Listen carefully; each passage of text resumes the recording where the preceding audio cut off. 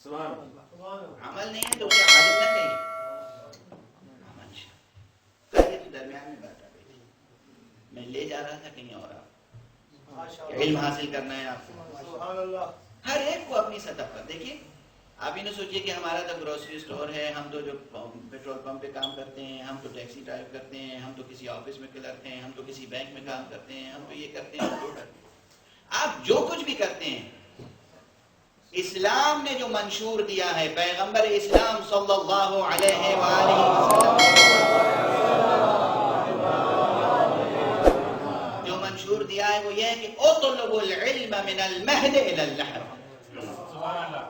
گہوارے سے لے کر گور تک,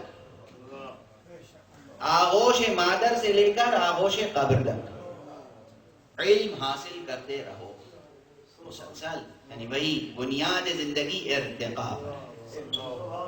ترقی کرتے رہو, ترقی کرتے رہو, ترقی کرتے رہو. ایک مقام پر امیر المومنین علی بن ابی طالب علیہ السلام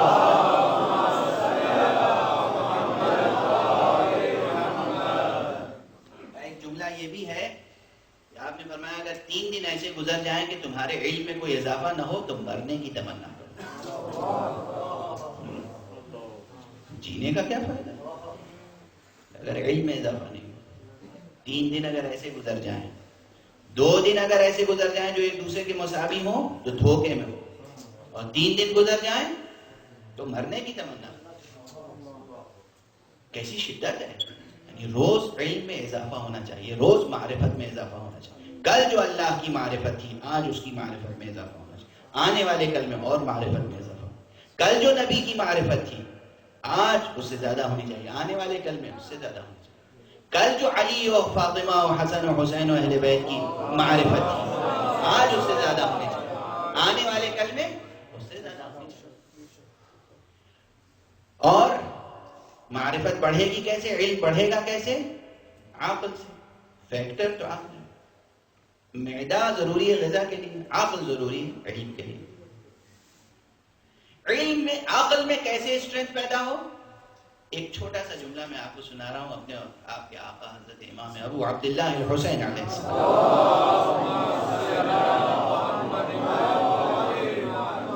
فرماتے ہیں لا یکمل العقل الا باتباع الحق.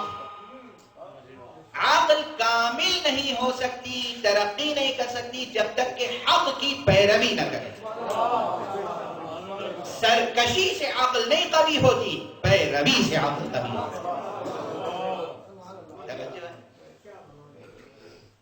سرکشی نہیں. ہمارے یہاں عزاداروں میں کبھی ہوتا ہے, میں 10 ادب جوڑ کے عرض کرنا, سننے کے لیے تیار نہیں. جو ان کے دل دماغ میں بیٹھ گئی بات بس وہ کریں گے. جی ہم ایسا کرتے آئے ہیں, ہم کریں گے.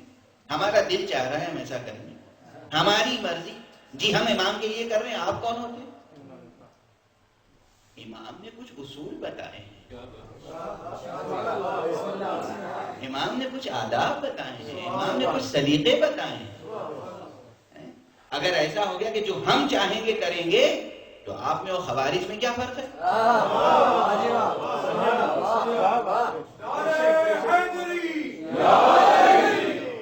کیا فرق ہے؟ نعوذ باللہ, نعوذ باللہ.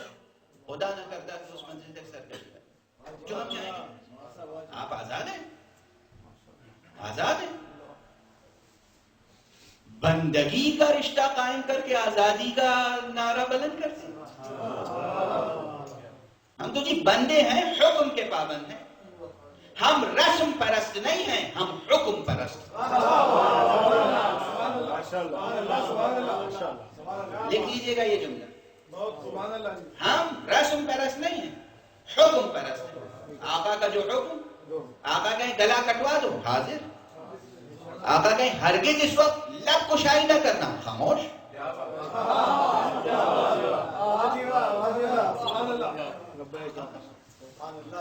آقا کہیں آج ابھی جنگ ہوگی, ابھی جنگ ہوگی.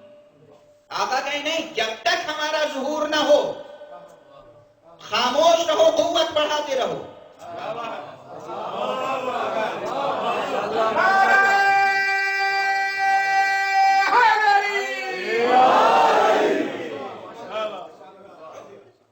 جناب امام زمانہ بلند تر صلوات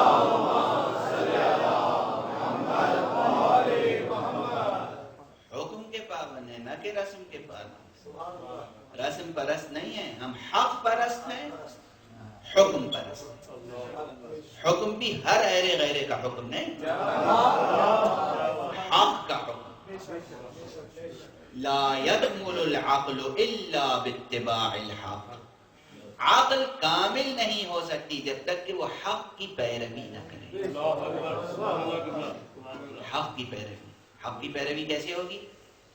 یہاں حق کی پیروی میں ایک ایک قدم، ایک ایک نفس کے لیے احکام ہے، حلال، حرام، مستحب، مکروہ۔ پچھلے زمانے میں نورانیتیں زیادہ ہوتی تھیں، لوگوں کی زبان میں تاثیر زیادہ ہوتی تھی، اس زمانے میں کم ہوتی ہے۔ ایک عالم جلیل القدر نے خواب میں عمل کیا کہ پیغمبر صلی اللہ علیہ وسلم کی زیارت ہو۔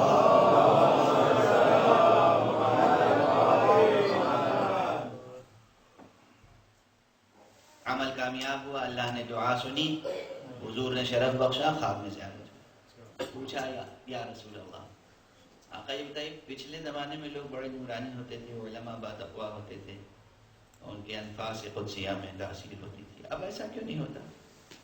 کہا کہ پہلے صرف 3 احکام تھے، اب تم لوگوں نے 5 احکام بنا لیے۔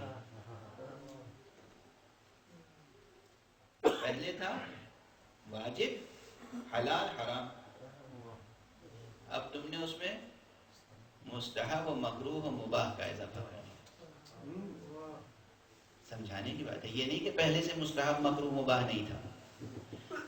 کہنے کا مفہوم یہ ہے کہ پہلے کے لوگ مستحب کو بھی واجب کی طرح برتتے تھے، مکروہ سے بھی حرام کی طرح بچتے تھے، تب وہ تاثیر پیدا ہوتی تھی۔ اب آپ مکروہات میں مبتلا ہیں، مستحبات کو ترک کیے جا رہے ہیں، اور پھر چاہتے ہیں تاثیر پیدا ہو۔ کیسے تاثیر پیدا ہو؟ ایسے ہی ہے کہ جیسے غذا لے رہے ہوں اور پالوٹیڈ غذا، آلودہ غذا۔ غذا لینے سے پہلے آپ اسے دھوئیں گے، صاف کریں گے، پھر غذا لیں گے تو جسم جان کو تقویت پہنچے۔ آپ نے جلدی میں آئے اور نماز پڑھ لی، اللہ اکبر، السلام علیکم ورحمۃ اللہ وبرکاتہ، اذان، اقامت، اذان و اقامت کے درمیان دعا، اقامت اور نماز کے درمیان 6 تکبیریں اور دعا، نماز ختم ہونے کے بعد تعقیب، قسم کھا کر۔ لوگ روزی روٹی کے لیے پریشان رہتے ہیں، آتے ہیں، دعا بتا دیجئے، تعویذ بتا دیجئے، رزق میں کچھ کشائش پیدا ہو جائے، روزی میں برکت ہو جائے، جاب لگ جائے۔ قسم کھا کر پیغمبر اکرم نے اور ائمہ اطہار علیہ السلام قسم کھا کر حق سبحانہ و تعالیٰ کی اور اپنی جان کی قسم کھا کے فرمایا ہے کہ جو شخص نماز صبح پڑھ کر طلوع فجر سے لے کر طلوع آفتاب تک اپنے مصلی پر بیٹھ کر دعا کرتا رہے، شہروں مارا مارا پھرنے سے کہیں زیادہ مؤثر ہے رزق کے برکت۔ شہروں مارے پھریں آپ روزی کی تلاش میں، اس سے کہیں زیادہ با اثر یہ ہے کہ نماز صبح پڑھ کر طلوع آفتاب تک مصلی پہ بیٹھے رہیں، اور اس کے 2 اثرات ہیں، رزق و روزی میں بھی برکت، اور امیر المومنین علی ابن ابی طالب علیہ السلام کا جملہ ہے، فرماتے ہیں کہ من صلی فجلس فی مصلاہ الى طلوع الشمس کان له سترا من النار۔ جو نماز صبح پڑھے اور اپنے مصلی پر ہی طلوع آفتاب تک بیٹھا رہے، یہ بیٹھا رہنا آتش جہنم سے پردہ بن جاتا ہے۔ کون ہے جس نے ضمانت دے رکھی ہے کہ ہم آتش جہنم سے آزاد ہیں؟ کون؟ ہر وقت فکر ہونی چاہیے کہ ہمیں آتش جہنم سے نجات مل جائے۔ اس کے لیے نسخہ تو دونوں نسخے، دنیا بھی آخرت بھی، ایک ہی عمل ہے۔ اول وقت فجر کے وقت نماز نافلہ سو پڑھی، فریضہ سو پڑھی، اس کے بعد بیٹھ کے خدا کو یاد کرتے رہیے طلوع آفتاب تک۔ روزی کی بھی ضمانت، جنت کی بھی ضمانت، اور کیا چاہیے اس کے علاوہ؟